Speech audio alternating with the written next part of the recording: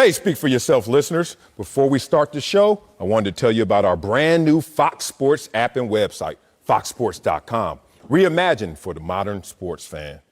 Go ahead, download the new app now. You don't even have to pause this episode. Every day on the new app and website, you'll see the top stories in sports, plus a rich world of written content, videos, social media, and analytics to give you a 360-degree view of the most important stories of the day. Streaming live TV has never been so easy or elegant. Every Fox Sports game, including all pregame and postgame shows, are just one click away. For the extra invested fan, we also go deep with real-time wagering lines, trending prop bets, win probability, and key player projections. So download the new Fox Sports app or visit www.foxsports.com. Now, let's start the show. Welcome to Speak for Yourself. Immaculate edition right here. Marcellus Wiley. You do look good. And you look amazing. You're making up Crayola crayon colors. What color are you wearing? When I was a kid and I didn't know how to draw, I would just mix and match. As an adult, I still do the same thing. My dog, it's working for you, big dog. All right, let's get it started with the Packers. A lot of things are working for them as well. There was snow in Green Bay, but it did not slow down the Packers in their blowout win against the Titans yesterday. Aaron Rodgers added to his league lead with 4 touchdown passes, including 3 to Devontae Adams. Packers have now won 5 straight games, but have to wait till next week to clinch home field advantage. After the game, Rodgers said, quote, "It's tough to play at Lambeau. I think we proved that tonight." So, Acho, with your new colors, what did you learn from the Packers win? Well, let's start with the most important thing I learned, which is I think the Packers are the only team in the National Football League that can beat the Chiefs. Oh, okay. I'll start there. They're the only team in the league that can beat the Chiefs. And the Packers Raiders. fans, you should get excited. And the Raiders. Oh, sorry, too much. Packers fans, you should get excited because now y'all are the one team, I think, of all the teams in the league that can go out there and really go blow for blow. Remember, Marcellus, we knows what it will take to go through the big dogs. That's the Kansas City Chiefs. It's going to take points.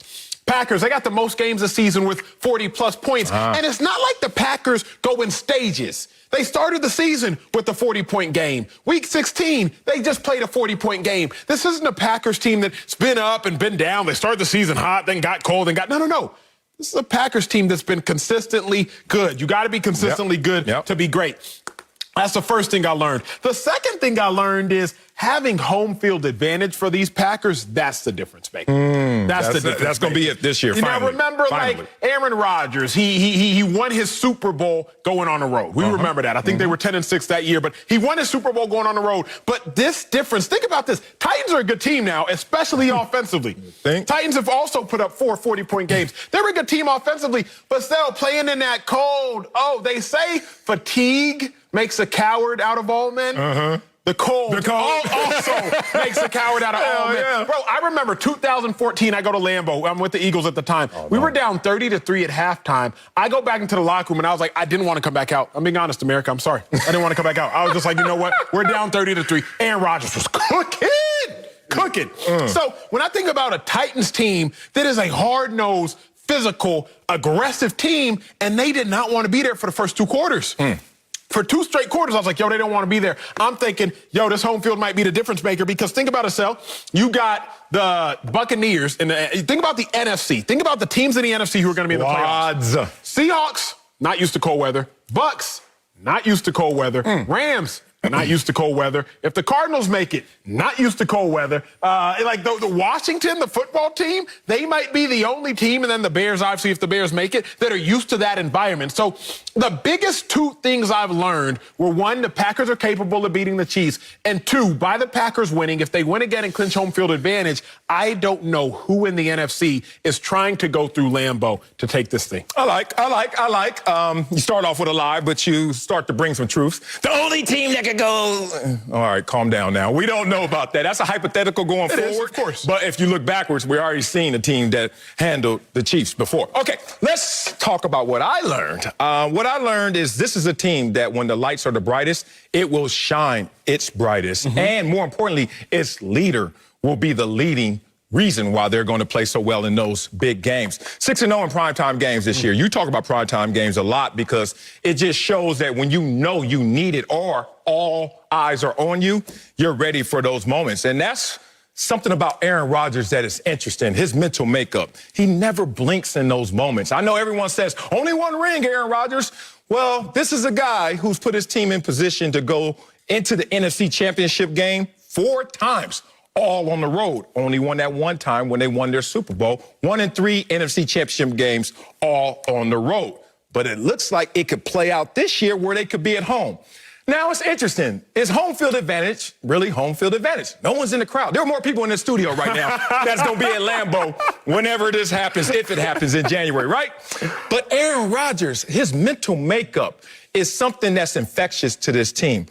Aaron Rodgers is internally motivated. I know this for a fact without only seeing Aaron Rodgers a few times in my life, and it's been distant and maybe even cold at times, our interactions. He doesn't like me because I talk about quarterbacks. He said, you ain't play quarterback. I'm like, well, you ain't played DN, but you be trying to look at a DN and talk about it. Anyway, we've had our beef. Here's the thing. Aaron Rodgers, because he's internally motivated, don't give a damn about the crowd. Whether you're rooting for me or rooting against me, Aaron Rodgers balls out. Why is he always falling short in NFC Championship games? Because the defense averages allowed 36 points a game. They give up 36 before Aaron Rodgers even get warmed up.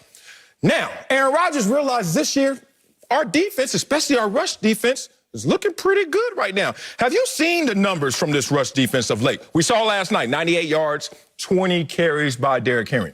Now, you could say that's kind of still a good game, but this is Derrick Henry, who averages, it seems like 300 yards a game, who only has 98. That 45-yard run by Tannehill was really a credit to Derrick Henry because of the focus on it. But the point is, we saw him do it to Mike Davis, 4 yards a carry. We saw him do it to DeAndre Swift, 3 yards a carry. Point being, if their defense just goes out there and lets their leader, who shines the brightest in these moments, and is also going to stay internally contained and motivated, this is a squad right here. I think the other thing that I noticed that was huge in watching this game is very simple. I think we take Aaron Rodgers for granted. We do? You think we do? Fact. I'll say I know we do. Okay. Here's what I mean. I remember 2 weeks ago when there were debates about GOATs amongst all different sports, and I heard someone say that Aaron Rodgers is like LeBron James if Tom Brady is Michael Jordan, right? I think they were drawing that parallel because Rodgers is really good but doesn't have the rings that Tom Brady has. But then I thought about it. So I said, no. Aaron Rodgers is more like Kevin Durant. Right, playing in the same era as LeBron James, who is great, and so he doesn't get the respect he's due. But Aaron Rodgers, because we saw this new bright, shiny toy and Patrick Mahomes, we forgot just how good Aaron Rodgers was. I'm watching this game yesterday. I'm like, wait a second. Aaron Rodgers is still the best quarterback in the National Football League. Now, better than Patrick? Yes. Patrick Mahomes might have more help.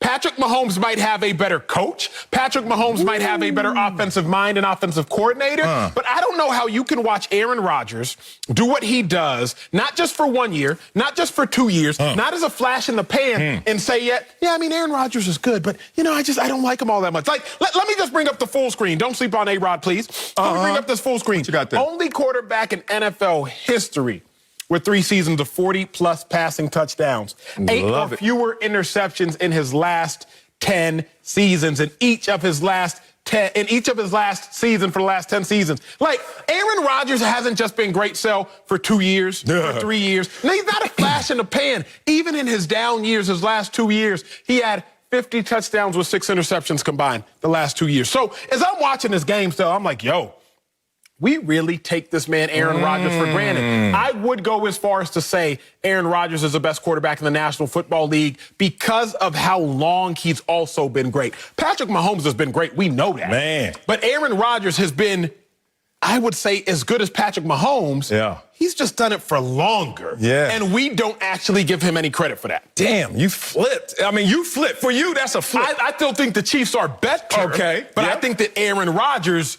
I'm watching it. I'm watching it, bro, and I'm like, how are we taking for granted 4 touchdowns and 4 incompletions in a downpour of snow? Like, I don't get, how are we taking for granted? The dude went 21 for 25 with 4 touchdowns and 1 pick in all this snow and all this weather, and he's been doing it for years. I was just like, nah, we're taking it for granted. I'm not doing it any longer. And led him on 5 scoring drives. You talk about the fact that...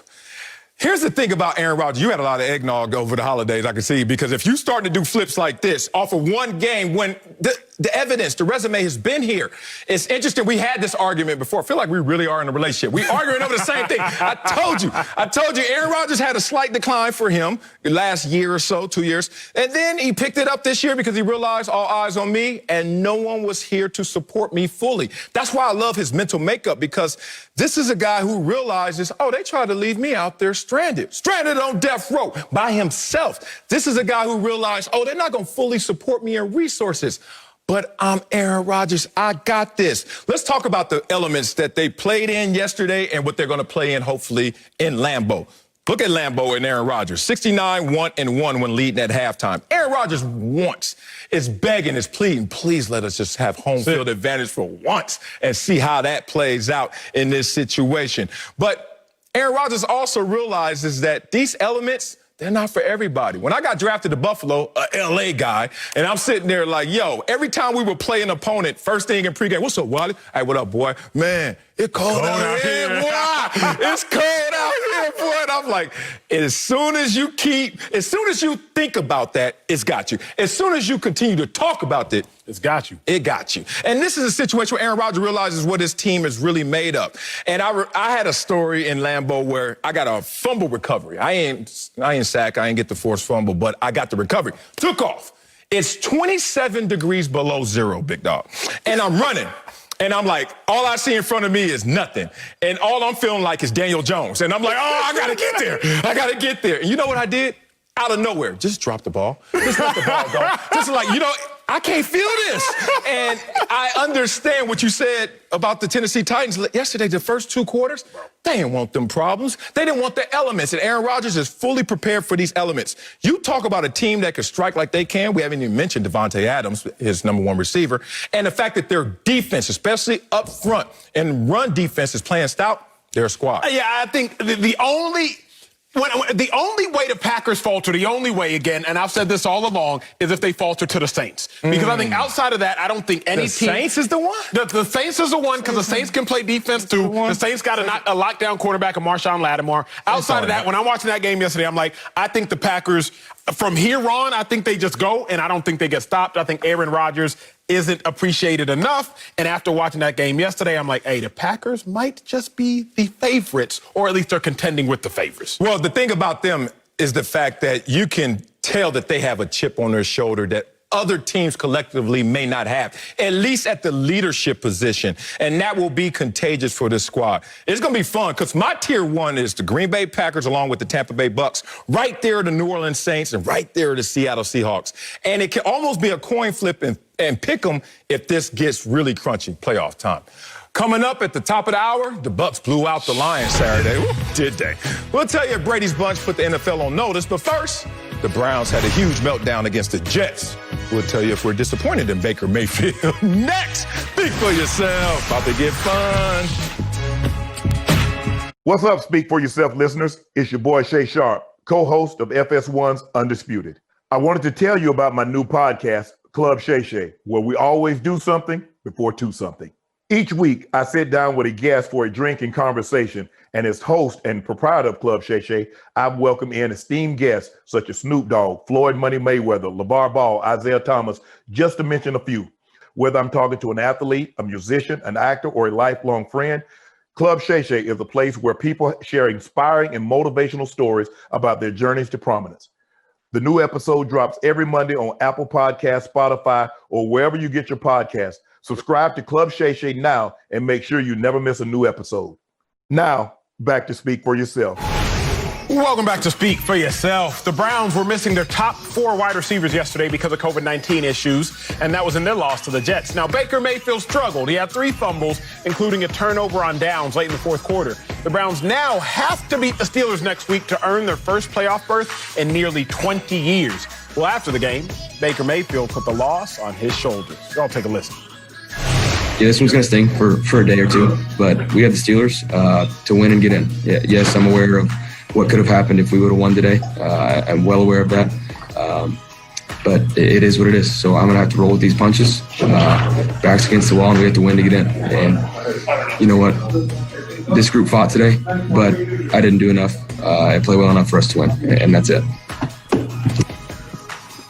So, Sel, are you disappointed in my guy? Now, I've adopted him. My guy, Baker Mayfield, in this loss to the Jets. I am disappointed in him, but you know me and you know how I feel about Baker Mayfield. This was right on time for Baker Mayfield. This was appointed to Baker Mayfield because this is who Baker Mayfield is to me. And my experience is my expertise, so you ain't gonna come up here and eye roll me. Here's the thing about it. This was your moment of truth. Be real about this. Let's not argue about the fact that Baker Mayfield had an opportunity to prove, to finally get over the hump for this franchise who was sitting there and looking at a situation that they were poised to attack. You were playing the New York Jets, and you're the Cleveland Browns, who all you need to do is win this game, and you're in the playoffs. And what happens? Obviously, we know they're missing 2 offensive linemen. Then you're missing your top 4 receivers. Of course. So now, if you're an offensive coordinator, my former teammate, Alex Van Pelt, he's thinking we got to put it on Baker Mayfield's shoulders. You know what? They did. You know why? Because he had 53 pass attempts on Sunday, a career high. When the running game was shut down, you had injuries. They looked around, they said, hey, remember you? Wanted that 5th-year option. This is one way we could get this done. If you go on and win this game and get us over the hump. And what did Baker Mayfield do in this situation?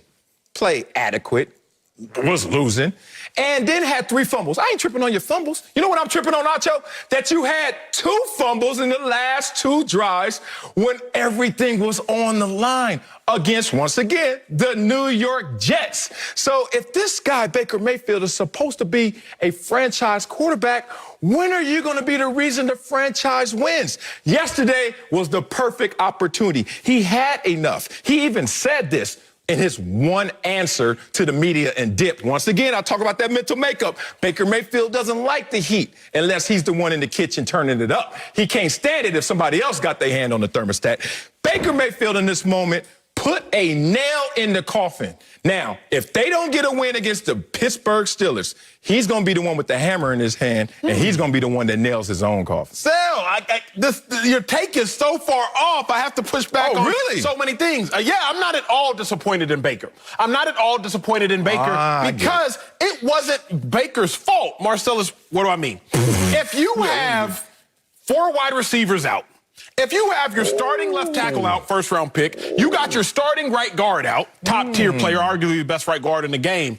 Marcellus, you got all them dudes out. Why are you going to pass the ball 53 times? That doesn't make sense to me. Marcellus, you got all 4 of your wide receivers out. Why are you going to throw the ball the highest percentage of the time you have all season long? Particularly if you got 2 of the best running backs in the game. So I had to re-watch the game last night. You lying. After the last night. You that bored? No, I had to have a strong Baker take because I know you. I didn't watch the whole game. I watched the first quarter. Now we talking. I watched the first quarter. I rewatched the first quarter. NFL Game Pass. Shout out. Okay. And I saw this. Wait a second. Did y'all run the ball 4 times in the whole first quarter? Come on, Marcellus. You got Kareem Hunt. You got Nick Chubb. And you only ran the ball 4 times with the best running game in the whole first quarter. In the first 3 plays, you went 3 and out, pass. I'm not blaming Baker Mayfield for that. Let me put this in context for y'all. Let's pull up the full screen by the book because I want y'all to understand just how ludicrous of a game Kevin Stefanski and the offensive staff called. Now, through week 15, Marcellus on the left, they passed the ball less than 50% of the time. But yesterday against the Jets, you passed the ball 76% of the time. Look at the last numbers, though. You run the ball 7 times on average through week 15 in the first quarter. But then yesterday, you only ran the ball 4 times. So make that make sense. It doesn't make sense. I can tell you how it does not make sense and why it does not make sense. Finally, Kevin Stefanski, he showed his flaws. He showed his errors. Finally, Kevin Stefanski got ahead of himself. I'm going to ask you this one question, Marcellus. Oh, really? Now you're going to ask me a question. If I were to say this, the Browns don't have their starting 4 receivers, okay? They attempted one thing 18 times, and they attempted another thing 53 times. So far, no question. Either rushing, they attempted one thing 18 times, one thing 53 times. Yeah. Would you say that they attempted passing the ball 53 times or running the ball 18 times? Like, if you came down and I said, hey, they got the best running game, they have no receivers, but they did one thing 18 times and another thing 53 times, what would you tell me? Oh, there's the question. I was waiting for it. That's the story. I didn't know if you watched the game or not. I didn't watch it twice. I mean, 1 and a quarter. I mean, whatever the hell you did. Did you watch it at all? Can you answer the question? Can you answer the question? Yeah, I will answer the question. And it will take forever like you did in answering the question. I won't even answer. I'll wait. When you have injuries up front, as you mentioned, and you know that you are compromised at the receiver position. And then you say we have two of the best running backs. You say feed them, but you know that the injuries up front will undermine you feeding them. But how many yards did they have combined, the two running backs? No, you're not going to ask me a question before you answer my question. For 39 you're not yards. going to ask me a question before you answer my question. Hey, I want my answer. You should have had greater balance, but guess what? They thought that they had a franchise quarterback. They listened to Acho. It ain't working. Baker Mayfield had them believing the hype that he could carry the game. He could carry the team. I don't know why they believe that hype. What is Baker Mayfield's record when he throws more than 40 times in the game? You know what that is, Acho? 1-9. Big dog. Aaron Rodgers only passed the ball 25 times yesterday, and he's a franchise quarterback. Because he couldn't walk. It's not a matter of, in the snow. We got a franchise quarterback, Stop. so let's go out there and throw the ball 53 put this on everybody times. but the quarterback. No, all I'm going to say is this. Only 12 times all season has a team thrown the ball 50-plus times. 12 times all season. Yeah. And it's not like the Browns were getting blown out. It's not like Dak Prescott's Cowboys versus the Browns. You're down by 21 at halftime, and the Browns have a potent offense. Jets don't have a potent offense. You could have stuck to the running game like you always do. It wasn't working. 18 carries, 39 yards combined. You know what it is, bro. Combined. You know, early on, the running game does not work, but it's like a leaky. I don't know that. It's like a leaky roof. I don't know that. It's like a leaky roof. Early on, that one drop, it ain't gonna do nothing. That two drops ain't gonna do nothing. But eventually, you look up and you got the whole ceiling done caved in because you kept getting those drops. You keep running the ball. Eventually, the whole ceiling of the Jets would have caved in. Well, let me bring in somebody with a slightly better opinion than hopefully Marcellus's. That's Fox NFL analyst Bucky Brooks. Yeah. Bucky, what it do? Are you disappointed in Baker, after the Browns lost to the Jets? Absolutely. Because I've been on here for weeks and I've heard you pull up. I've seen you pull up full screens and stats and sound bites and Baker's this and we need to get him going and you need to apologize to Baker because he's a franchise quarterback. Yep. So now in the most important game of the season, the Browns need to have this. It's must-have-it time. Kevin Stefanski says, you know what I'm going to do? I've been listening to Emmanuel Acho. Emmanuel Acho has convinced me that Baker Mayfield is the best player on my team. So you know what I'm going to do? I'm going to give the ball to my best player, and I'm going to say, Baker, go do it. Go win us the game. Get it. You have this. You are a franchise quarterback, former #1 overall pick. All you got to do is knock off the lowly Jets, the one-win Jets prior to that game. Just go knock off the Jets, and we go to the playoffs, and it's all lollipops and gumdrops in Cleveland. But now we see when we give Baker that responsibility, he can't handle it. And now you're advocating, why don't we run the ball? Why don't we give it to Nick Chubb? Why don't we give it to Kareem Hunt? We don't have any wideouts. What are we doing? No. You're the franchise quarterback. Make it right. That's what we expect from our guys. Because I've heard you say the same things about Cam and everyone else. Make it right. I need Baker to make it right. I don't care who he's throwing to. Make it right. What y'all are saying is so ignorant. He ain't got nothing. He got nothing. He ain't got nothing, Marcellus. Watch him out. Good job, Buck. What y'all are saying, it is so ignorant and makes absolutely no sense. Baker Mayfield was handicapped from the wide receiver position. Yet, the head coach asked Baker Mayfield to do the one thing in which he was handicapped from doing that game. The head coach didn't say, hey, Baker, I know you ain't got no wideouts. Let's go run the ball. It wasn't until the 3-minute mark, Bucky Brooks, in the first quarter that Baker attempted a pass to a wide receiver. Why? Because 90+% of the game was played with 2 or more tight ends on the field. Browns ain't done that the majority of the season, but they had tight ends lined up at wide receiver. So we come on the show every day, and we got to read these teleprompters. For those of y'all sitting at home, y'all don't understand, like, when we're talking about and reading something or going to commercial, we're reading a prompter. Marcellus, if I had contacts to read the prompter and I showed up one day without my contacts and I couldn't read, you want to know what the producers wouldn't ask me to do? What? They wouldn't say, hey, Acho, you know what? You don't have your glasses today, so you read every time and give Marcellus a day off. They would probably say, hey, Acho, you don't have your glasses today, so you know what? We're going to take the pressure off of you. Marcellus, you do the prompter readings.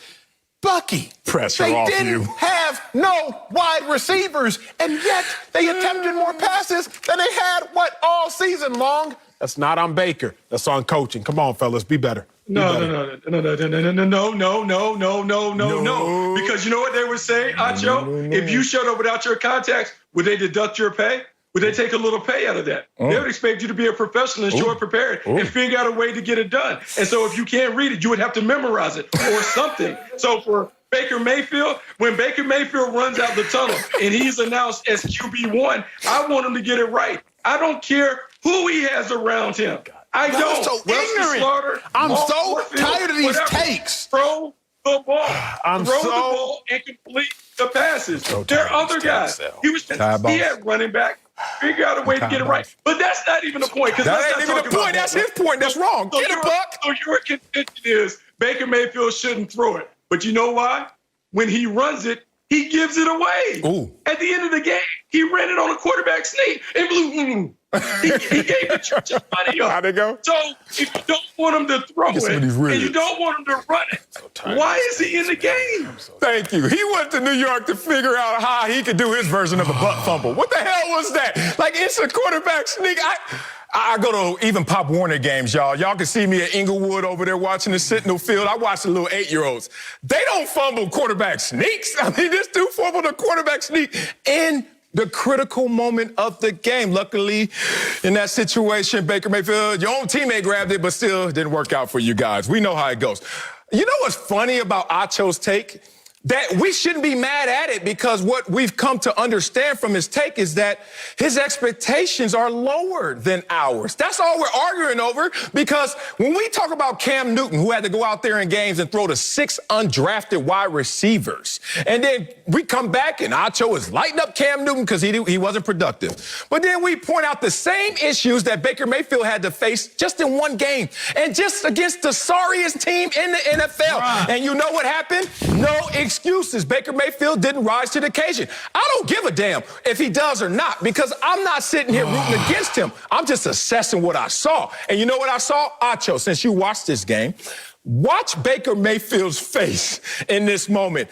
This is a face right now that shows you I don't even need Acho taking up for me, because I know what's happening. And let me go through this scenario right now, because I'm a married man, Acho. What, Marcellus? This is a guy who realized in this moment right now, I done messed up. I mean, I done mucked up. You know what? Because I'm in New York right now. Let's say he's at El Torito's. And, you know, he's sitting there outdoor patio, saucing up. I'm Baker Mayfield getting drunk on his own power, getting drunk on his own opportunity. Oh, yeah, you know what? Everybody hurt, but they put it on me, and I'm going to do something. And you know what happens when you get a little too much of that sauce in you? You do something that you're going to regret. And what Baker Mayfield went out there and did was regret his football performance. He realizes he gives up the ball twice, Acho, not once, twice, when they could have still went ahead of the Jets. That is a guy shooting snot rockets on the sideline who don't want to hear Acho take up for him, because his play doesn't even take up for him. Marcellus, I'm the only one on this show that knows how to properly assess Baker Mayfield. And you and Bucky Brooks's takes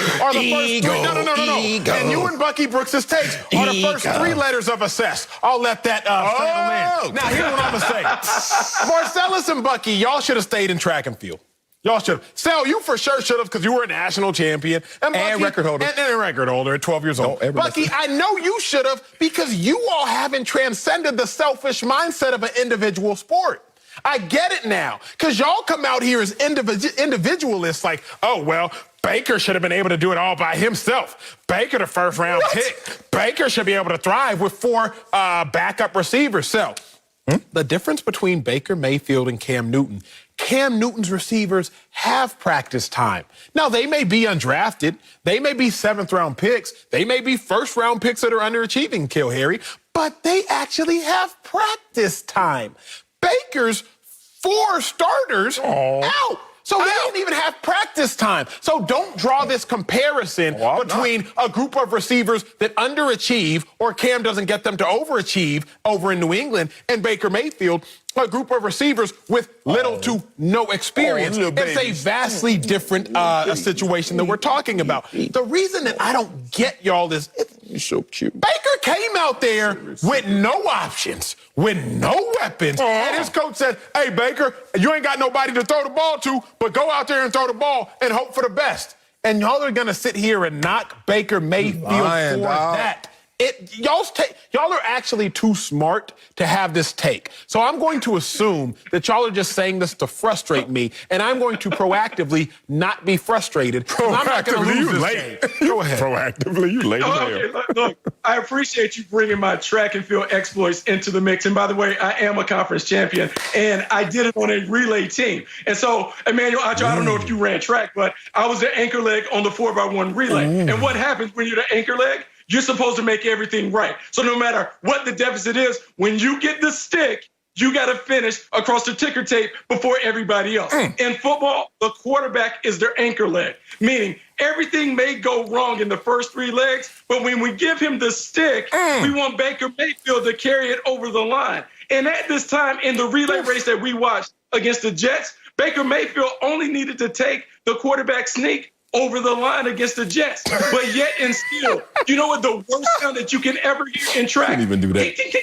ding, ding, ding, ding. That is when the baton hits the track. And Baker Mayfield dropped the baton. Damn. And so as we continue to talk about Mayfield, and if he is a franchise quarterback, I think you need to reassess your take. No, sir. Because your take starts off wrong with those 3 Let me letters.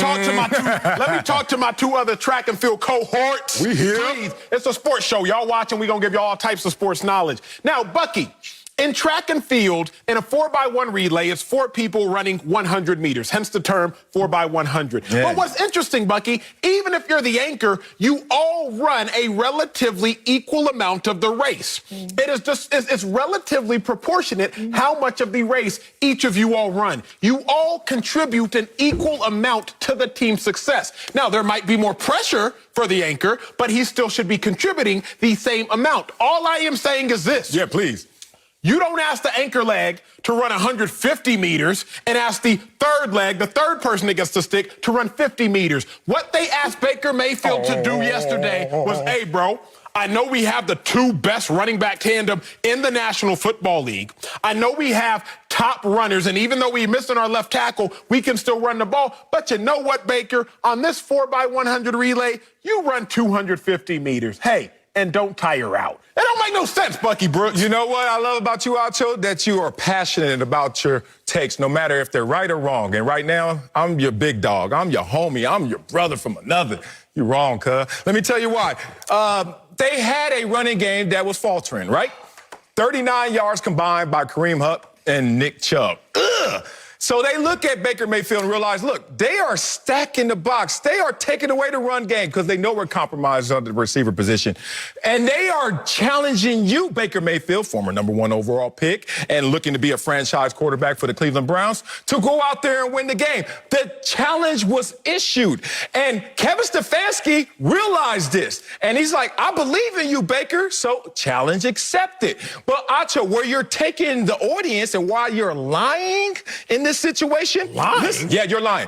Because they didn't leave Baker Mayfield out to dry. They didn't hang him out to dry.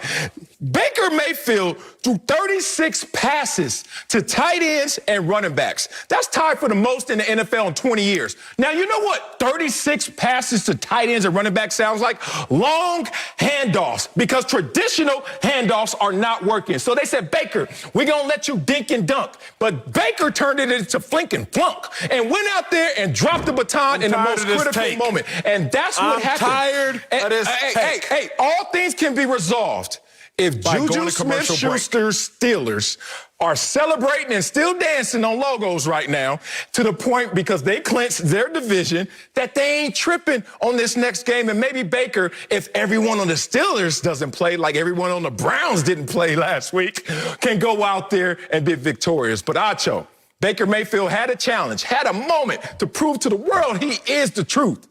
And he sound like a lie like you. Coming up, we'll tell you if we're more impressed with the Cowboys or disappointed in the Eagles after Dallas's big win.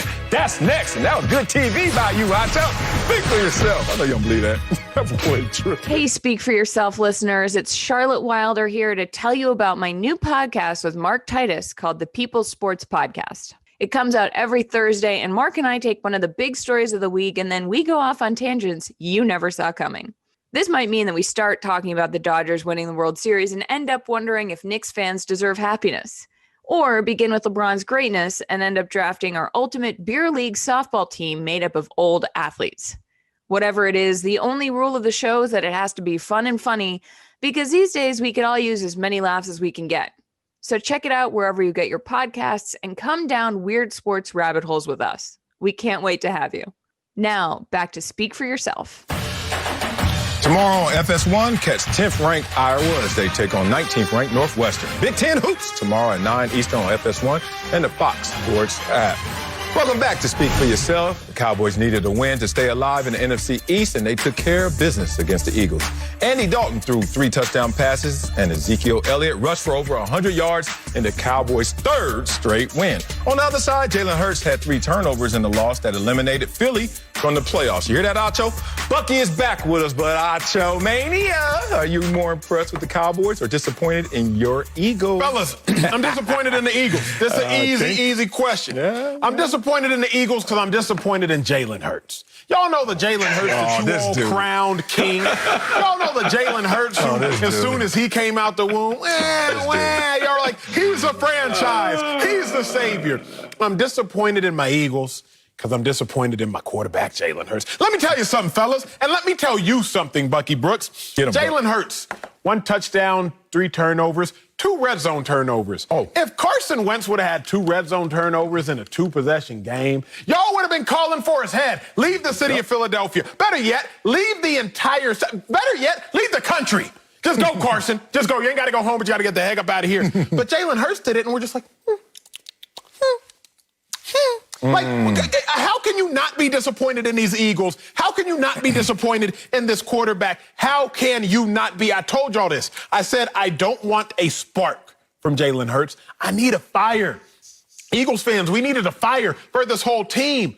We got a spark. So we got second possession of the game. Deshaun Jackson, 81-yard touchdown pass. But make this make sense. How the Eagles, their first 2 possessions, how you have 156 total yards. Then your next 11 possessions, 5 punts, 3 turnovers.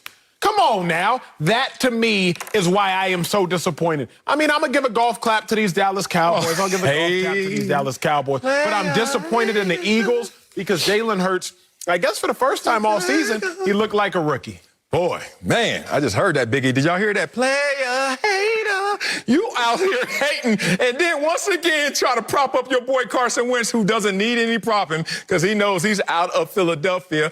Man, I am more impressed with the Cowboys. I'm not even thinking about the Eagles in that situation. I'll tell you why.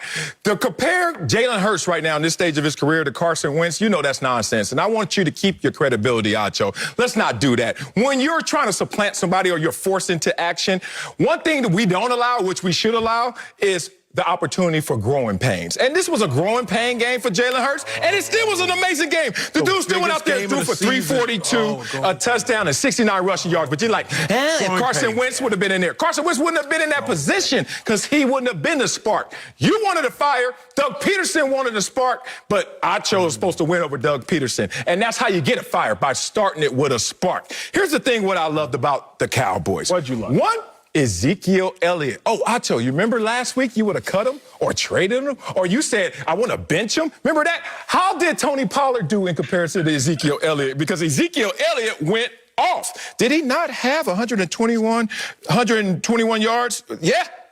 Ezekiel Elliott went out there and balled out. But Acho doesn't like Ezekiel Elliott, or he doesn't like his performance. I get it. It's week to week in those situations. But, Acho, you wouldn't even have had the opportunity to give to Ezekiel Elliott listening to yourself when you start going crazy on these random takes. One thing I liked also, Andy Dalton.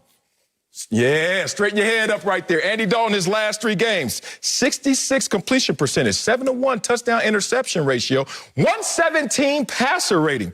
All of that sounds like almost Aaron Rodgers level in the last 3 games. I'm impressed by these Cowboys because these roaches don't die. You know what? We've been trying to stomp on the Cowboys all year. And if they take care of business and get a little bitty help, they are going to be in the playoffs. All I'm going to say real quick, because I'm not saying that I'm not impressed by the Cowboys, but it's impressed by the Cowboys and disappointed in the Eagles. Everything you said, Sel, was accurate. Like, I'm not pushing back against the accuracy of not everything. I said Zeke had 121. He had 105. I'm not pushing it back against. I can be real. But I'm not even pushing back against that. What I'm saying is this. The Eagles allowed Zeke to have his second 100-yard game of the season. So this isn't as much a Zeke thing as it's an Eagles thing. Because we know Zeke is in the worst stage of his career. We also know, based on the tape, he's in the worst shape of his career. So the Eagles allowed Zeke to go put up another 100 yards. Kudos to Zeke, but I'm saying that the Eagles did bad.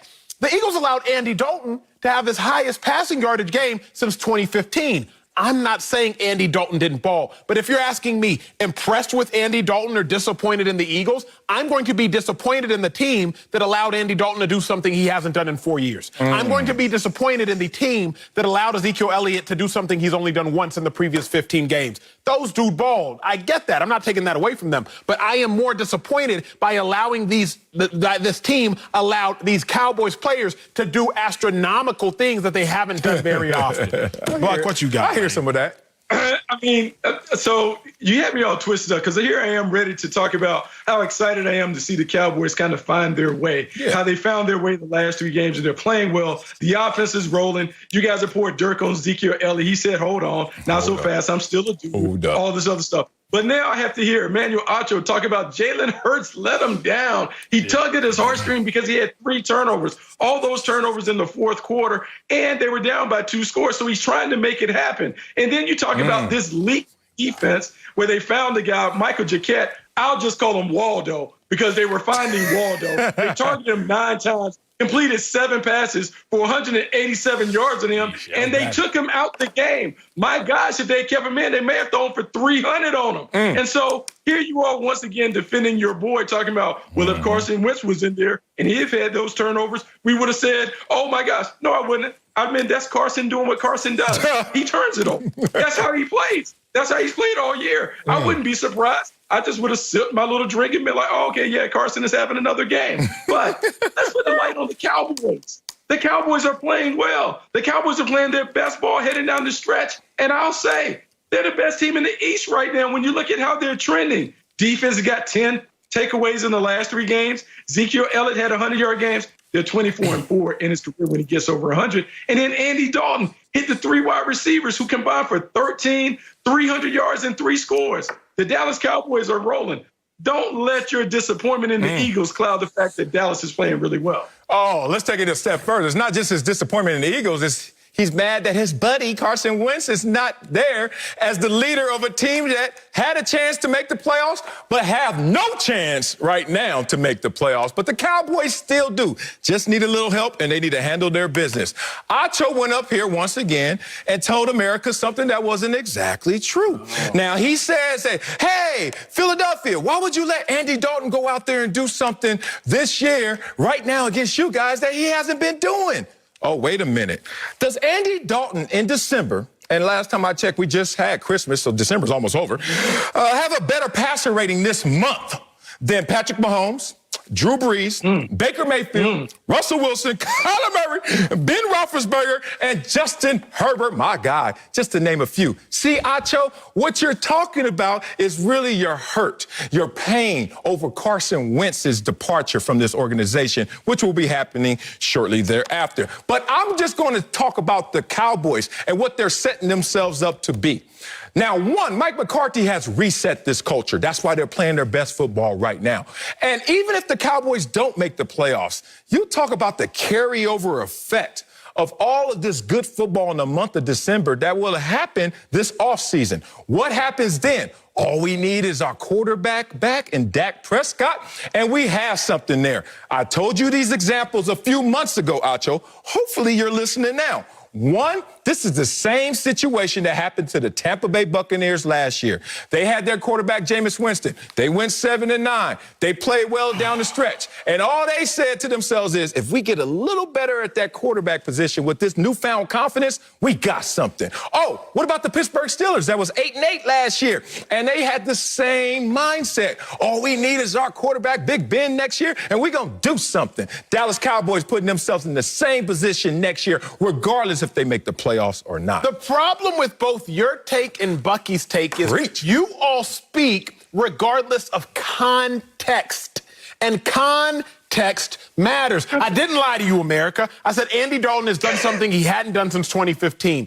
He threw for 377 passing yards. That is not a lie. Have the Cowboys been balling? Absolutely. But context context matters. Okay. So, Marcellus, what you want me to do? You want me to stand up on this chair and say, heck yeah, the Cowboys beat a 4-10-1 Bengals team? You want me to stand up on this chair and say, heck yeah, the Cowboys beat an incredibly depleted 49ers team, 6-9. Heck yeah, the Cowboys beat a 4-9-1, now 4-10-1 Eagles team. Yeah, because the Cowboys are. Yeah, I actually do. The Cowboys have been winning, but can you all please speak in context again? Because y'all know track and y'all love it. It's like sometimes if you say you're an Olympian, Bucky Brooks. Boy, I know we got it when he go to track. No, if you say you're an Olympian, typically I'm like, oh wow, like you were an Olympian, because to be an Olympian in America, it's a huge deal. But to be an Olympian in another country where the qualification markers are way lower, it's not as big a deal. Though everybody can say they're Olympians. That's the thing. The American can say they're an Olympian, just like the person who qualified in Djibouti can say they're an Olympian. Man, everybody can say they're Olympians, but speak on the context. Yes, the Dallas Cowboys are playing well. Y'all can say the Cowboys are playing well. I'm not taking that away from them. But speak on the context as to why and how impressed you are. I am impressed with the Cowboys. Why'd your voice change? I am impressed with the Cowboys. What the hell was that? I'm changing my cadence. I said Andy Dalton was going to ball, Sal. Did I not? You said that. Did I not? I said Andy Dalton was going to ball back in October. I'm not surprised that he's balling well. But y'all, speak on the context. Fletcher Cox went out. Eagles Pro Bowl defensive tackle. Zeke went for 100. Here you go. I ain't going nowhere. I'm not going nowhere. Right. But y'all starting the third-string quarterback and Michael Gallup going crazy. I'm just saying, can y'all please tell America the context as y'all talk to America? That's all I'm going to say. Get them, Buck. So context, like I noticed when you put those full screens up for Baker Mayfield, sometimes the context doesn't include that he is the king of beating the sub-500 teams, and then when he has to play the real teams, he doesn't play well. And so as you quoted the Cowboys record as they're beating these 4-win teams or whatever, they're playing their teams in their division. You only can play who's in front of you. I can't hate them for knocking off the Philadelphia Eagles. The Philadelphia Eagles were in front of them. They knocked them off like that's what you're supposed to do. I just want you to throw some more verbal bouquets in their direction. Give them their props for knocking off your team. I'm upset. Yesterday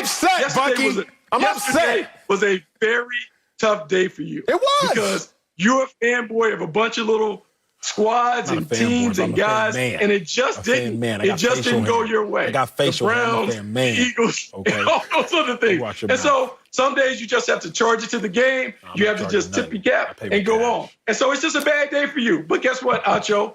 Tomorrow's a new day. There'll be games played tonight. You can talk about something else. But today you just kind of got to wallow in the muck. Yeah, that's real, Bucky. It wasn't even a bad day for him. It was one of his worst days because I was sitting there. You know how you do. You're an analyst. You're sitting there. You got your picks out there. You got your narratives. You got your takes. And you just want to see if they come true. Not necessarily because it's all about the ego, just because you got to be prepared for this battle when we get on TV. And I was sitting there like, Tom Brady and the Bucs, ching, Acho in trouble. Oh, Cowboys, ching, Acho in trouble. Oh, Baker Mayfield, ching, Acho in trouble. And he knew it. That's why he's so damn defensive. He's so defensive right now. Clippers, though? Oh, don't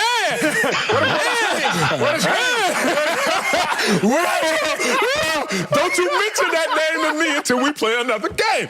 I knew I had one, and we ain't gonna talk Clippers on this show because we ain't gonna talk Clippers on this show. But the point is, I want to make sure that everyone in our audience is ready for next week's show when Acho may have to come in here and say, the Dallas Cowboys are in the playoffs. Oh, Acho, I can't wait for that moment. Coming up, Dwayne Haskins is out in Washington. We'll tell you what we think about the quarterback being released today. That's next. Speak for yourself. I don't even want to hear Clippers at the bar. Welcome back to Speak for Yourself. We have big news out of Washington with the football team releasing their 2019 first-round pick. You heard that right. Dwayne Haskins. Haskins was benched in the fourth quarter after committing 3 turnovers in the loss to the Panthers yesterday.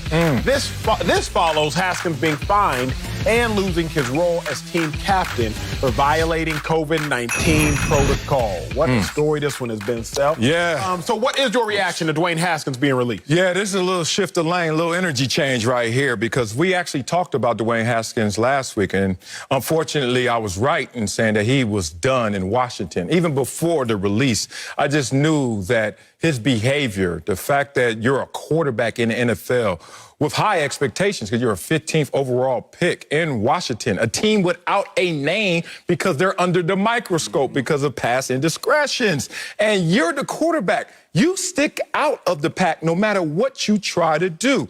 And I didn't think he took that responsibility to heart. I don't think he was as good a leader as he should have been. And not just a leader in terms of playing the game of football, but as Tom Brady loves to talk about, he competes every day for a Sunday. He competes on Monday all the way through the week and then really shows you his competition level on Sunday. One thing you learn as a professional, especially professional athlete, is you have to always be in the mindset of trying to improve yourself and improve your game, or somebody else who you don't know that is trying to improve themselves will soon pass you by. What passed Dwayne Haskins by is the opportunity. Look, I've been released before. Never in season. That's your lane right there. Get you. Here's the thing about it, though. When you're this guy and a quarterback and given 9 lives, it feels like, in only 2 years. Like, Dwayne Haskins already has been demoted to third string, but because of injury, promoted to starter once again. When they just kept telling you, step it up, not just in performance, but in actual participation of leadership, he just couldn't do it, Acho. One of my Wiley-isms is simple, and I wish Dwayne Haskins would have took heed to it. The universe whispers before it yells. And he didn't listen to the warning signs, so now you're going to have to find employment. Hey, there were some whispers, big dog. There were some whispers. But I got to talk to Dwayne Haskins, right? Because I'm thinking of it like this. Playing in the NFL is a reward. It's not a right. Playing in the NFL is a reward. It's not a right. The head coach for Washington this year, Ron Rivera, battled through cancer to be on that football field with his team. Then you have the quarterback who would be the starter if healthy, Alex Smith, battles through 17 surgeries to be with his teammates, to be with those men, to be on that football field. Then you have Dwayne Haskins, first-round pick because of one good year, handed the keys to the organization, loses the keys, handed the keys to the organization again due to injury and loses the keys. When you're a part of an organization who has men who have battled through cancer to be with that men, who have battled through 17 surgeries to be with that group of individuals, Dwayne Haskins, you cannot be so childish and immature as to not follow suit and fall in line. That's my first takeaway, Sal. I'm looking at it like this. We have to understand in 2020, optics matter. Whether we want to agree with that or not, optics matter. Dwayne Haskins, it's one thing to go out after a loss. That's already one strike. It's one thing to go out after a loss in the middle of a pandemic. That's another strike. It's another thing to go out after a loss in the middle of a pandemic and there were strippers there. Because the world will look at this optically and say, you know what, you're tripping. We care about optics in our society. We don't just care about actions, we care about optics. And the optics of everything Dwayne Haskins has done is terrible. And in the National Football League, again, because it is a reward and it is not a right, you have to understand what work do you have to do to merit said reward. He earned the reward of being drafted in the first round, 50 touchdowns, 8 interceptions his last year at Ohio State. He earned that reward. But when you get into the NFL, rights mean you're entitled to something. See, we have human rights. We have constitutional rights. Just by being in America, we are entitled to certain things. Just by being born and being a citizen, we are entitled to certain things. In the NFL, Dwayne Haskins, you ain't got no rights. You have to earn certain things. And he has not done his job of earning. I want to take it a step further. We're going to go there. I've always heard that it was a responsibility and a privilege to be in the NFL, not a birthright, right? Because a lot of times when you're the man all through your life, Urban Meyer suggested that Dwayne Haskins was the best prospect he ever recruited at Ohio State. He certainly said on record on our show that he had the best quarterback year in Ohio State football history. Okay, but he also said, careful, it was only 1 year, leadership, we got to be careful about this situation. The universe was whispering. Like, Dwayne Haskins, be on notice for yourself. Forget the situation have to tell you and reprimand you. Just be on notice for yourself. What happened? The universe yelled because Ron Rivera had to finally nail the coffin on him and say, you know what, you're done here because you're being irresponsible with your opportunity. Let's talk about him on the field before I go back to some advice on my next slap. 3-10 is his record. 74 career passer rating, which is the worst in the NFL since he was in the NFL. You're bottom. You're 36. Damn, 30. Wait a minute. How many quarterbacks won the games? All right, somebody got hurt. Okay. 36 in completion percentage, 36 in passing yards, 36 in touchdowns. Last in passer rating. Come on, big dog. What are you doing? When you're a top pick, when you're the guy, when you're a quarterback, as you said, all those optics, all those moments where he could have stepped up, he didn't step up, and now he's going to have to go somewhere else for his opportunity. The issue at hand, Marcellus, and I've heard this before, nothing is worse than success too quickly. Nothing is worse because sometimes people don't know how to handle it. They don't know how to handle that. Dwayne Haskins, probably the worst thing that happened to him, balling that 1 year at Ohio State. Because you ball for 1 year at Ohio State, only one-time starter, start for about, I think he started maybe 14, 16 games in his career, goes crazy, then gets drafted early. And now you're thinking, oh, this is light work, baby. I just sat here at Ohio State. We went crazy. I'm naturally skilled, naturally gifted. I'm going to go into the league, and it's going to be easy. And in the NFL, it's different because everybody talented now. That's what fans don't realize. Like, y'all watching this show, well, we appreciate y'all, love y'all. But, like, sometimes people don't realize, everybody good. All y'all. The difference between, like, the greats and the goods and the not in the leagues is work ethic and confidence. Like, I would say those are the two biggest attributes. Work ethic and confidence. So, Dwayne Haskins, now you're in a place where, everybody good, bro. And now what are you going to do to stand out? And you haven't done enough. So you can't be sorry and perceived as a bad person. No job for that. Pick one. Like, people in Philly, they knew I was a good guy. Now, they questioned my linebacking ability, but they was like, you know what, Acho? You a heck of a dude. We like you in the community. We like you in the city. Dwayne Haskins, you can't be sorry and have people questioning your character because that will get you released regardless of where you're drafted. Yeah, man, being real, I got 2 years of paid vacation in Jacksonville just because I was a good guy, a great leader. Somebody who used to do it couldn't do it to the same level, and they were like, we get it, we'll just take what you got. But everything else you possess outside of your physical attributes is something we need in this locker room. 2 years of paid vacation, real talk. And I talk from that position because a lot of people think that you just land in this moment. My experience helped me arrive at this moment. I messed up too in the league in terms of opportunities at times. Looking back and you reflect and you're like, damn, I could have handled that one better, handled this one better. But this is a situation where we are giving that advice. And what is advice for real? Something you already know, but somebody else got to tell you. Marcellus is up here to try to tell you, brother, that Dwayne Haskins, you were given opportunity after opportunity to correct your behavior, which would have corrected your performances. When you had your first win, do you remember what Dwayne Haskins did? Sucker went up there and took a selfie. Didn't even finish the game. Case Keenum out there said, I'll go out there and just take the last snap. That's a problem, Dwayne Haskins. And they saw that, and they had to bite their tongue. They're like, we're going to handle that internally. But in reality, that's not a proud moment for you. So my last point of advice, just really to spill it all out, it reminds me of somebody that I respect, and I actually know, Hammer, MC Hammer, whatever. Remember everybody would say, MC Hammer broke, and he's frivolous, and he went broke. And that wasn't true. One, pushback. He didn't have as much as he used to have, but he had way more than most people out there who was calling him broke had. All things that happen bad to you don't come because of ill intentions. You can pay with time, with money, with energy, a lot of different things in your life, and they are going to pay off. But what is that payoff? Dwayne Haskins sounds like, to me, a guy who needs to up his maturity, but stop paying attention, time, and energy to everything that's not going to help him be a professional football player. Your girlfriend's birthday party, just mask up. Your boys in hanging and all the other issues, or taking selfies with fans, et cetera, et cetera. Hey, man, stop giving that the time, the energy, or even the money, because it's not with ill intentions I think he does this, but it's not going to serve him well going forward if he doesn't keep his narrow focus on the game of football. I'll end it with this, and this isn't just for Dwayne Haskins. This isn't just for NFL players. This is really for everybody, and it's a quote that I heard. Success is not owned. It is leased, and rent is due every day. Unfortunately, Dwayne Haskins just got evicted. Coming up, Tom Brady looked great in Saturday's blowout win, but I'll tell you why. I still got questions, Sal. Yeah, I got questions about your Bucs, brother. That's next. Speak, please.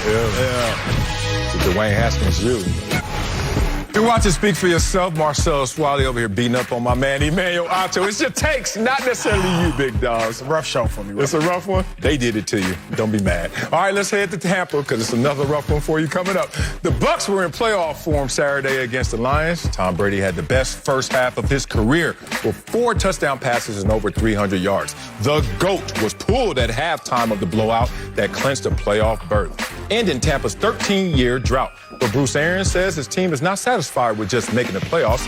Listen. That's just the beginning. You know, our goal when we started out, especially in this year, was just to get in the dance. And, now it's to win 11 games and see where we stand and where we're going and know who we're playing. Anytime you have a 158 quarterback rating and throw for over 300 yards and a half back-to-back, it's pretty special. And he's a pretty special player. Ooh, Bucky is here, but Acho, you ready? Did Tom Brady's Bucs put the NFL on notice? No, and I'm good with this one. Like, I'm coming out this second hour with some phenomenal takes. They didn't put nobody on notice, fellas, and here's why. Let's be real for a second. The Lions is who the Tampa Bay Buccaneers embarrassed, correct, Marcellus? Yes. Lucky, I don't know if you were watching that game. You were preparing for a game that you were calling later on that day. I watched you. You did a phenomenal job as always. Unlike your takes, you did well calling the game. But here's my thing, fellas. The Lions, who the Buccaneers embarrassed, had a third-string head coach. Third-string head coach? Third-string head coach. That's what we doing? They had a second-string defensive coordinator. Oh! They had a second- and third-string quarterback. And y'all finna get up here and gloat. The Buccaneers put people on notice. Bruh. Sal, remember when you was a kid and your parents leave home and you run in the house by yourself and you forget to start the dishwasher, you got laundry all up on the floor, everything is chaos? That's what happened in Detroit. It was just a bunch of kids with no supervision. They have no adult supervision. You had a third-string head coach. You have no defensive coaches. Your defensive coordinator was out. Your linebacker coach was out. Your defensive line coach was out. What did you expect to happen? The same thing that happens when you when your parents leave the house and you just leave the kids to run the house. I'm going to give y'all an example because y'all might think I'm just talking using fanciful words. Let's roll the clip. Can we roll the clip of the Lions defense when the adult supervision left? There's a middle field safety. Now watch. This is Mike Evans' touchdown pass. If you have a middle field safety, Bucky Brooks, defensive back, be outside of Mike Evans and use your help. But the defensive back was inside of Mike Evans, right there alongside his safety. And what happened? An easy touchdown. Now, kudos to Mike Evans, kudos to Tom Brady, yes. But Sal, you wouldn't leave your young whippersnappers at the crib without you and your wife. Why? Because you would come back and there would be mass destruction. The Detroit Lions was left in the house without adult supervision. And what happened? Mass destruction. It's simple. I'm not finna sit here and say, yeah, the Bucs put everybody on notice. Come on, Marcellus, don't take such low-hanging fruit. Low-hanging fruit? You keep going with this competition argument. You did it 2 blocks ago. You're doing it again. Like, come on, man, it's the NFL. One take is, oh, the competition is sorry, it sucks. And then the next take is, everybody in the NFL can play. Like, come on, man, you can't have it both ways. Acho mania. Here's the thing. I don't know why in the hell your parents left you at home as a kid by yourself. You talking about the bishop. And Deacon Bishop was daddy. Hey, you better chill.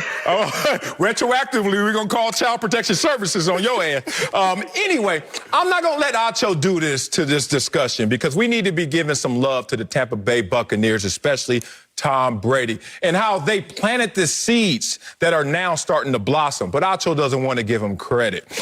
Uber talented team just got activated. Remember Transformers? Robots in disguise. They were in disguise a lot of this season because people didn't see exactly how they were going to match the talent level. They saw times where they would jump their highest and touch it. Oh, that Green Bay game. And then you see a lot of lowly moments. Chicago game comes to mind. It's New Orleans Saints both times where you're like, damn, are they ever going to play up to their talent level? Ooh, Acho, I don't give a damn who was out there. Looks like they played up to their talent level.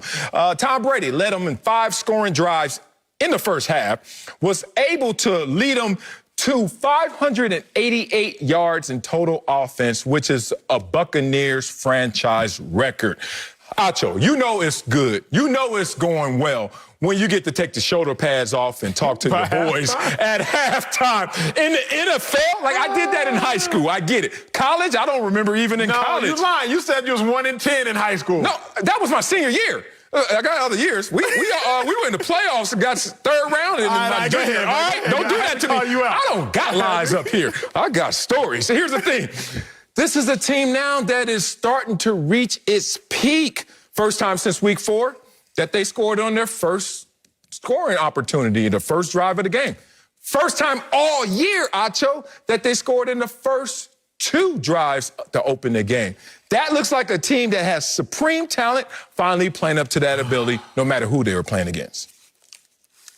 Marcellus, normally I'm going to ride with you, but this one I can't. I mean, they beat up on the Detroit Lions with only 3 coaches on the field. It was like a popcorn game.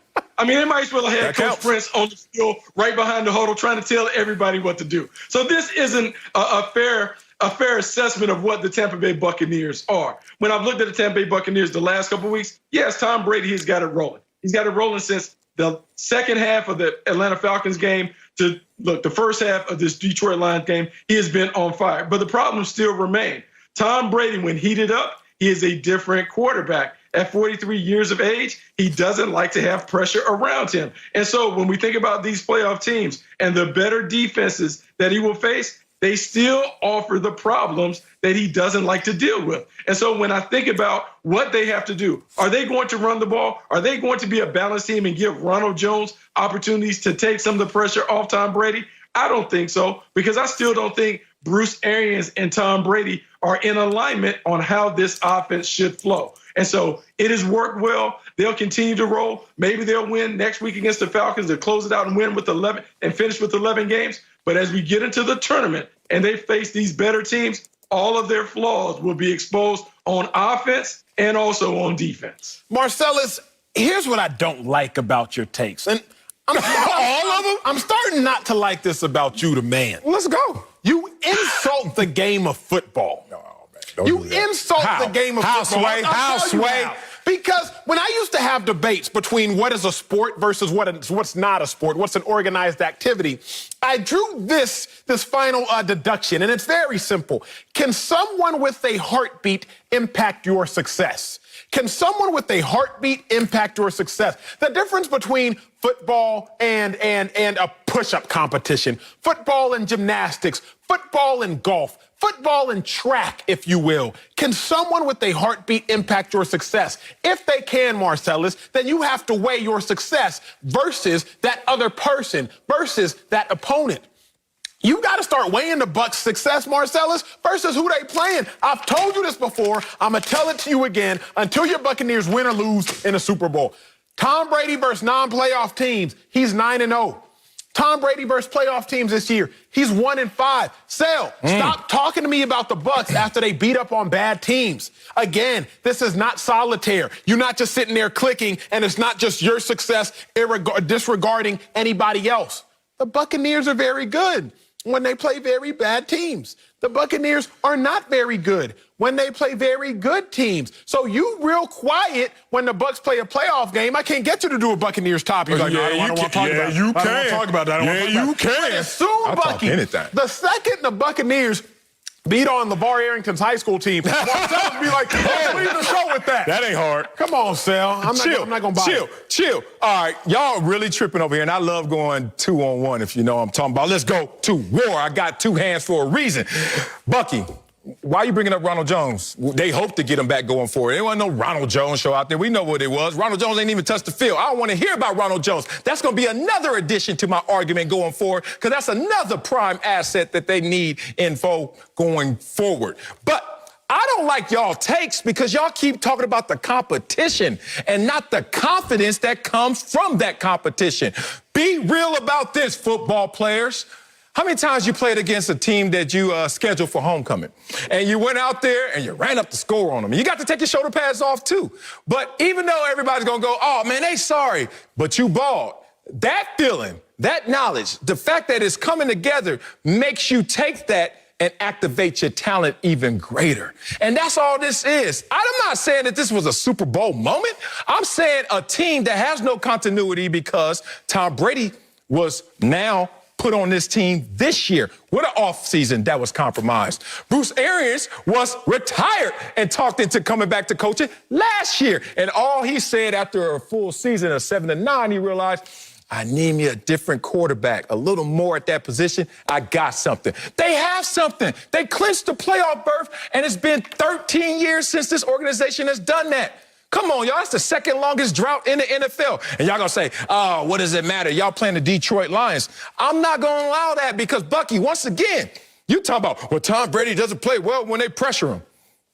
Last time I checked, that pressure gets to all quarterbacks in some form, some fashion. So this is not a Super Bowl moment. You guys keep acting like if you're not playing against the best, then what can you take away from it? I'm telling you internally, I took away something from every performance, whether it was a great opponent and foe or somebody sorry I was expected to beat. But that's something you could take going forward into the playoffs.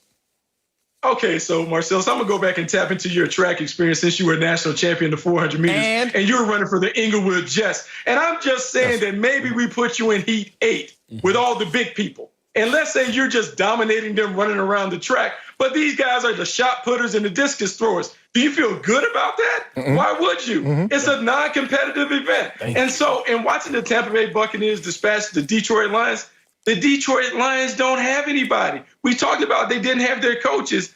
They don't have any pass rushers. So Tom Brady went out there and basically had 7-on-7 practice against the Lions on national TV. He should throw for 300-plus yards and a half. That's what he did. Yes, but when we see him play against these competitive teams, Acho put up the full screen against the playoff teams, and he can't. He's barely over 60%. His touchdown to interception ratio is right at 50-50. Like at some point, we judge him by the competition. He's going to play good teams in the playoffs. And so, yeah, he's dancing over those scrub teams. But when he has to play somebody real, which Tom Brady's going to show up. And based on what we've seen, not only this year, but in previous years, he is going to falter, and it may be one and done for the Tampa Bay Buccaneers. Bring in the Mortal Kombat. Finish him. It's time to finish him. Bucky Brooks. Marcellus, here's how I'm going to end this whole thing real quick, homie. Their wins over these meaningless teams and these meaningless games, they don't ever amount to anything. What do I mean? They beat the Chargers and beat the Broncos in week 3 and week 4 of the season, but then they play a playoff team in the Bears. That didn't help because they lost to the Bears. Okay, then they beat the Raiders and they beat the Giants. But then they play a playoff team in the Saints. Lose 38-3. Oh, but then they rebound. They beat the Panthers 46-23. Marcellus came on this show. The Buccaneers have figured it out.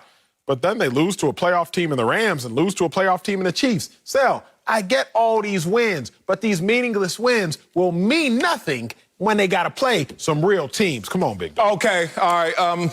I want y'all to look up 2017 Tom Brady's stats, the MVP year, because they're the same as this year. So y'all keep talking this Brady decline or anticipating that decline. All right, check yourself. Let's also talk about the fact that this is a weird year, as we all know, with the COVID and the offseason and everything that's happening to these teams. So don't you say, well, Detroit was on their 3rd coach and they were on their 5th coordinator and their 12th quarterback. It's a weird year. Baker Mayfield went out there yesterday and said, where are my number 1, 2, 3, and 4 receiver? Gone. That's how it goes this year. And no one cares about the reasons. No one wants to hear your excuses. Let me end with this. Finish him. Let me end with this. I ran for the LA Jets, Bucky. You've been messing up this whole take. First talking about Ronald Jones. Let me leave you alone. I'm talking about down the line with Ronald Jones. Okay, I get all that. But LA Jets, I was a national champion and national record holder. And let me tell you one thing about building yourself up, since we're going to talk some track and field for the 27th time this show. You know what happens before you get to the city meet? The state meet, the nationals, the internationals, as I performed, Eugene, Oregon. You just run local meets. You run just duos. You just run a dual meet. You run against some bumps. And you know what all that is to build you up. Guess what? We're going to have our moment in time. Some point, as Bucky keeps saying, that it's all going to catch up to him. Oh, the moment of truth is coming in a week. It's called the playoffs. And last time I checked, Tom Brady is playing at an MVP level, and now he has a team that's talented enough to take advantage of it. MVP? Yeah. MVP it's right level? here. It's right here. MVP level. It's right here. It's the same in 2017 numbers. Check your numbers, Bucky. You got to prepare for one game. I prepare for the whole league. I get it, Bucky. All you need to know is I got a large wager on these Tampa Bay Buccaneers going far in the playoffs this year that I'm going to cash in on y'all head going forward. Coming up, the Seahawks are NFC West champs. I ain't betting that much, though. But we'll tell you if we're sold on Seattle. That's next. Speak for yourself. I ain't got nothing to do with this. Well, welcome back to Speak for Yourself. The Seahawks are rolling right now at the right time. Russell Wilson had 2 touchdowns and the defense held the Rams to just 9 points. Seattle got the win and clinched the NFC West title, their first since 2016. Bucky's back with us, but Marcellus, you up first. Are you sold on the Seahawks? I am sold on the Seahawks. I talked about it before, how they're playing optimal football, playing the best that they can play because they're playing balanced. Not only offensively, but let's talk about the defense that's finally showed up, having allowed 20-plus points since Week 11. Remember when they played Cardinals, Arizona, and they still beat them in that performance. But the #1 defense, best in the NFL in scoring defense since Week 11, the Seattle Seahawks, the same team that was 30th in the NFL from weeks 1 through 9. It's not just about how good you are. Ask those New York Football Giants when they went out there and beat the perfect Patriots team that year. It's about, are you hot at the right time? Ooh, look at the Seattle Seahawks right now. They're hot. Sal, the reason, well, let me start with this. Let me start in saying the big ups and why I agree with some of your take. Okay. #1, the Seahawks have moved into the top tier to me. I thought the Saints and the Packers stood alone. Now I believe it's the Saints, Packers, and Seahawks. When I say stand alone, I think which team in the NFC can represent the NFC in the Super Bowl. I thought it was just the Saints and just the Packers. Now I think the Seahawks are capable. Why I am not sold, they still have yet to put it all together. First 5 weeks of the season, Seahawks had the #2 scoring offense, but the worst total defense in the league. Last 5 weeks of the season, Seahawks have the #2 scoring defense, but the 15th total offense in the league. So it's kind of like the seesaws. When one goes up, the other goes down. When one goes down, the other goes up. That's why I can't say I'm sold on the Seahawks, because outside of a game against the New York Jets, the Seahawks have never put together a full game of great defense plus great offense. Still, the Seahawks still haven't won a game by 14 points. Seahawks still, look at their offense last 5 weeks of the season. Put up 20, not talking about the Jets, put up 17, put up 23. I'm like, it's just, I can't sit here, Sal, and jump on the Seahawks bandwagon, knowing the firepower that comes with the Saints, the firepower that comes with the Bucs at times, the firepower that surely comes with the Packers, and say that I am absolutely sold. However, the Seahawks definitely moved up to that top tier of NFC teams. They're beyond the top tier. This is the team that I can see having the confetti fall on their shoulders. This team is loaded and ready to go because it starts with the quarterback. Russell Wilson can absolutely put this team on his back. We saw that early in the year. Now, they play better when they are using the running game and playing complementary football, but in a one-and-done scenario, Russell Wilson can absolutely carry them against any team. When you think about this defense and the way that they're playing, Marcellus pointed it out. This team is the #1 defense in football since week 11. They have gone 5 straight games where they've allowed 17 points or fewer, 9 straight games with 2 or more sacks. And we understand that this game is about turnovers and negative plays when it comes to playing defense. Jamal Adams and Carlos Dunlap have given them a boost. And when it comes to the running game, Carlos Hyde has been a revelation. He has given them steady Eddie play on the ground game. So if they can control the terms, which they like to do, run the ball, play good defense, and sprinkle in a little bit of rust, this team can win and win in a big way. This is a team that no one wants to face in the NFC or even in the AFC. I don't know if I agree with all that, Bucky, because, yes. It doesn't matter. You can be wrong. I don't mind you being wrong a lot this show. Yes, Russell Wilson we know can cook, but we saw what happened in the middle of the season. Here's why I don't necessarily agree with that. Bucky, look at the last 5 weeks for Russell Wilson. 1 touchdown pass, 1 touchdown pass, 4 touchdown passes against the Jets, 1 touchdown pass, 1 touchdown pass. 4 of the last 5 games, 1 touchdown pass. Baker Mayfield got more touchdown passes than Russell Wilson in the last 5 weeks. So I understand the balanced attack. I get all that. I understand. Get him, Bucky. What'd you say, Buck? Shut your mouth. Russell Wilson. I'm not. You did. Bucky, You I'm did. comparing the stats, not the people, Oh, I okay? like that. I'm Good comparing the stats. Don't call it a I'm just talking comeback. about the numbers. Numbers have no names. Numbers have no feelings. You, on the other hand, obviously do. But all I'm saying, Buck, is simple. I want to see Russ cook, and I want to see the defense ball. I just want to see them put a complete meal together. Then I'm all in. That's it. Yeah, you need to chill, Bucky. I love you, big dog. You're the Rosetta Stone of football translations, but damn it, I'm buying the Hawks, but I'm not paying $1 over asking price, if you know what I'm saying. Like, I think this is a team that's going to win their first game in the playoffs, and then that next one's going to be a crunchy loss somehow, some way. That's my expectation right now for this team. Once again, Acho starts pointing out the competition, gives you stats, says, I'm not talking about the Jets. Last time I checked, the Jets just beat the Los Angeles Rams and the Cleveland Browns, who are 2 teams that may be in the playoffs. And you're talking about that's an issue?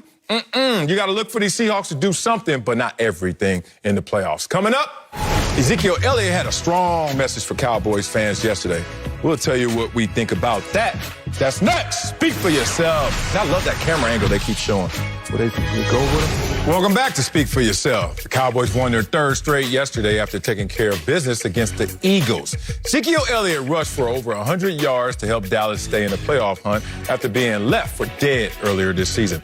After the game, Zeke had a message for Cowboy fans that jumped off the bandwagon. Listen, Acho. If you gave up 5-6 weeks ago, you shouldn't even be. We don't even want you on our side. I mean, we're competitors. This whole team is. We're a team of competitors. Head on a swivel. What the? So, Acho, do you have an issue with Zeke taking a shot at the fans? Obviously. The question. I hate everything about what Zeke just did here. First off, you do? Yeah, first off, you see how quick he said it? Yeah. Because he was like, I'm about to speak for the whole team. And you know, Andy Dalton, like, wait, we want you fans. Like, we need y'all. Y'all come to the games. I hate everything about this. So, we all knew that dude in high school and college that would talk all the trash in the world. Oh, you weak? You ain't trying to see me? You can't throw no hands? So then we let them scuffle, right? We sitting there as bystanders. I know like, him. oh, okay. I Let know. them scuffle. Let We them let them fight. Yeah. Boom, boom, boom. Dude talking all that. You weak? He gets hit a quick 2-piece. He on the ground. We start grabbing the other guy like, hey, chill. You good? You got him, bro. You got him, bro. And then he get up. He wipe the blood off his face. Hey, you weak though? You still weak? That's what Zeke is right now, Sal. Like, Zeke. You was talking all that noise at the beginning of the season. Best offense we've been around. Best offense since I've been here. Yeah. And then y'all got your nose bloody. Bam, bam, bam. Your legs dangling. Then all of a sudden, you win 3 games against 3 teams with combined 14 wins. I'm not even going to do the math, but they got to be a combined Kansas City total? All added up? Exactly. You beat 3 teams with a combined 14 wins, teams that are like 14-30, and now you're going to say, man, if you weren't riding with us, we ain't even want you here. The last thing I'm going to say is this, Sel. Even if the Cowboys make the playoffs, they will make the playoffs at 7-9. Like Zeke, even if y'all make the playoffs, it's not like you nice. So, like, watch your mouth, number one. Number two, you still need help. Yeah. Like, if you controlled your own destiny, Now we can I'd be like, now we can Now dance. we can do all this. Now you can do all this. We ain't want you here no way. But, like, even if y'all win this Sunday, y'all still might not make the playoffs. So, come on, bro. This rubbed me the wrong way, all kinds of ways. I was like, dog, this dude tripping. And it's funny because I hate when I hear athletes go to this place, but I got to respect that maybe they climbed the mountain different. But it's crazy to hear somebody who talks in this respect like, oh, y'all been on us and now y'all need to get away from us and flip. I remind you, Ezekiel Elliott, that hater fuel has lower octane than love fuel. Remind yourself of that. Wait, sir, don't run by your good take. I hate when you do that. Okay. You say something fire and then you just run it back. Because I got more coming. Run it back. Run it back. Hater fuel has lower octane than love fuel. Think about it. like that. When you out there trying to get fully motivated, like the highest of octane, it ain't gonna come from somebody you don't know or respect that is against you. It's gonna be those who are supporting you. And it's crazy because nothing was done to Zeke this year that was undeserving. When you are not playing well in sports, you're going to hear about it. I can testify to that, certainly, in my career. But he went to the extreme immediately as soon as he saw a little ray of light. He was like, oh, we're doing something. I finally got over 100 yards. Zeke, you only got 2 games this year over 100 yards. And in every other year in your career, we saw at least 5, and 3 of them you had 7. You wait till you have your second. Hey, yo, get off my train and get off my bus. I don't like that kind of talk, Zeke. Do it like your coach did it. Mike McCarthy went on record and said, we look totally different today than we did 2 months ago. Guess what? If I'm a bandwagon fan, I can see that this ride feels different than it did a couple months ago. That's it. Stop hating on it. But it's not even about being a bandwagon. Like, bro, what I hate is fans were assessing the Cowboys as the Cowboys were presenting themselves. Preach. Zeke, it's not like y'all were losing to good teams and losing close games and playing well, and people are like, nah, we don't mess with y'all. Zeke, your defensive players were admitting they don't run to the ball. Like, Zeke, y'all were on tape not giving effort. Zeke, 22 players in the NFL have fumbled the ball 6 times or more, 22. You're the only running back on that list of the 22. Everyone else is a quarterback. But the last thing I'm going to say is this. I ain't got a lot of Wiley-isms, you know what I'm saying? My mama, my grandma, you get a lot of your Wiley-isms from your grandma. Yeah. I respect that. My grandma, growing up, she spoke Igbo, my native Nigerian dialect. I only understand a little bit of Igbo, so I didn't get many Acho-isms from grandma. I didn't get them. But I do know this. You do not bite the hand that feeds you. And the fans, they feed you. Don't bite that. Don't bite their hand. Coming up, the Steelers were the comeback kings yesterday. We'll tell you if we were impressed by Pittsburgh's win. That's next. Speak for yourself. Sound like Grandma watched Training Day or something.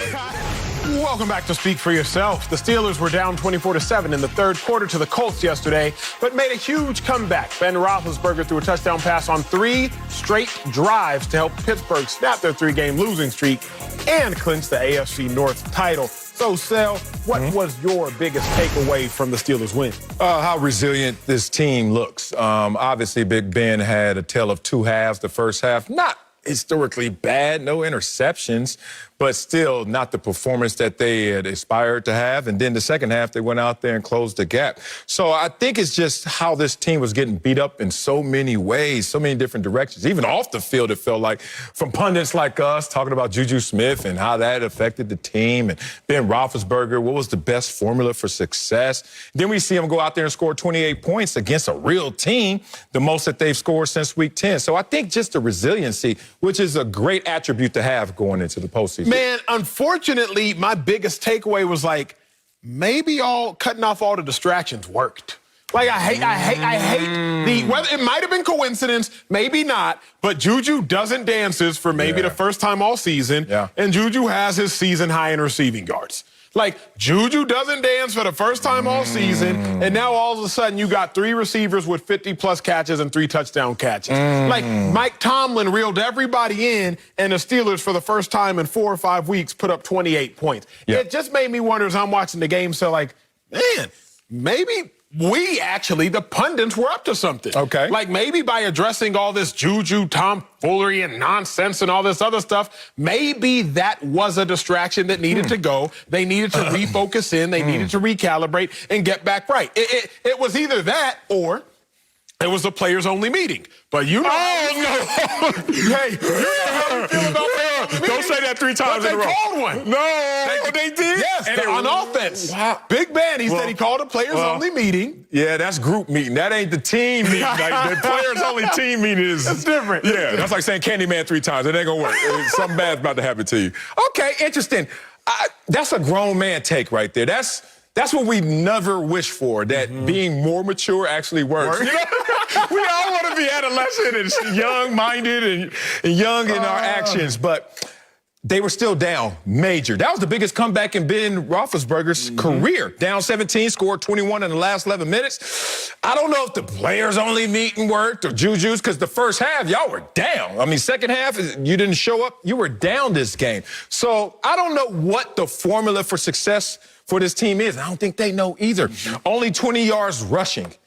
20 yards rushing going into a game, you can't be that imbalanced when you talk about playing postseason football. So for me, it's just toughness. Everything we're saying is shots at them.